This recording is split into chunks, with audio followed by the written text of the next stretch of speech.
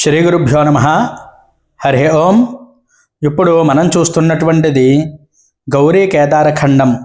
కేదారేశ్వర స్వామిది గుడి దగ్గరలో గల నీలకంఠేశ్వర మహాదేవ్ ఈయన పేరండి.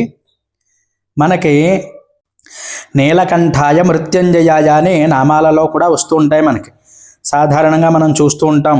స్వామివారికి వారణాసి క్షేత్రంలో సంకల్పం చేసినటువంటి కార్తీక మాస ఏకాదశి రుద్రంలో భాగంగా రెండవ రోజు నీలకంఠేశ్వర స్వామి వారికి చక్కగా అభిషేకం ఈరోజు చేయడం జరిగింది. అందరూ దర్శనం చేసుకోవడం అయితే నేను ఈ వీడియో చేసి పెట్టడం జరిగింది. అందరూ కూడా నమస్కారం చేసుకోండి. ఈ యొక్క కేదారఖండం చాలా పవిత్రమైనదిగా చెప్పబడుతోంది.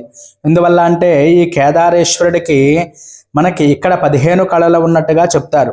అలాగే మనం చూసేటువంటి ఉత్తరాఖండ్లో ఉండేటువంటి కేదారేశ్వరుడికి ఒకే కళ మాత్రమే అక్కడ ఉంది. మిగిలిన 15 కళలు కూడా స్వామి దగ్గర ఉంటాయి అని చెప్పి చెప్పబడుతోంది.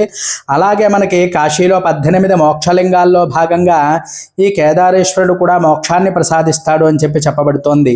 ఈ కాశీఖండంలో కూడా ఈ విషయమై ప్రస్తావన జరిగింది. అందరూ కూడా గమనించండి. ఈరోజు మనం చక్కగా పంచామృతాలు అలాగే ఏకాదశ ద్రవ్యాలతో గంగాజలంతో కూడా స్వామికి అభిషేకం చేసుకుని చక్కగా బిల్వార్చనది కూడా చేసుకోవడం జరిగింది. మరి మనం ఎన్నో జన్మల్లో చేసుకున్నటువంటి సుకృతం ఉంటే కానీ పరమేశ్వరుణ్ణి మనం అర్చన చేసుకోలేం. ఎందువల్ల అంటే శివకేశవులిద్దరికీ కూడా చాలా ఇష్టమైనటువంటిది ఈ యొక్క కార్తీక మాసం. అందువల్లే నకార్తీక సమో మాస నతీర్థం గంగయా సమం. కార్తీక మాసాన్ని మించినటువంటి వేరే మాసం ఇంకోటి లేదు, అంత పవిత్రమైనటువంటిది అని చెప్పి మనకి శాస్త్రాల్లో చెప్పబడుతోంది. అలాగే గంగను మించినటువంటి తీర్థం ఈ యొక్క భూమి మీద లేదు. అటువంటి గొప్ప క్షేత్రంలో మనం ఈ యొక్క అభిషేకాన్ని చేసుకోవడం ఎన్నో జన్మల్లో ఉన్నటువంటి సుకృతం ఉంటే కానీ ఇటువంటి పుణ్యకార్యాలు మనం చేయలేము. అందువల్లే ఈ కాశీ క్షేత్రంలో మనకి ఈ యొక్క అభిషేకం చేయడం, అలాగే బిల్వార్చన, త్రిదళం త్రిగుణాకారం త్రినేత్రంచ త్రియాయుధం త్రిజన్మ పాప సంహారం ఏకబిల్వం శివార్పణం. స్వామికి ఒక్క బిల్వదళాన్ని వేసినట్లయితే, పూజ చేసినట్లయితే మనకి 3 జన్మల్లో చేసినటువంటి పాపాలు తొలగిపోతాయి అని చెప్పి చెప్పబడుతోంది.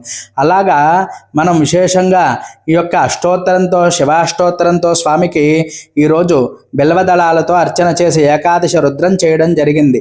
ఈ యొక్క అందరూ కూడా తప్పకుండా దర్శనం చేసుకుని ఓం నీలకంఠేశ్వరాయ నమః, ఓం నమః శివాయ అంటూ పంచాక్షరి జపాన్ని చేయండి. ఎందువల్ల అంటే ఈ కలియుగ చాలా గొప్ప క్షేత్రం ఈ కాశీ క్షేత్రం. దర్శనం చేసుకోండి. హరి ఓం తత్సత్.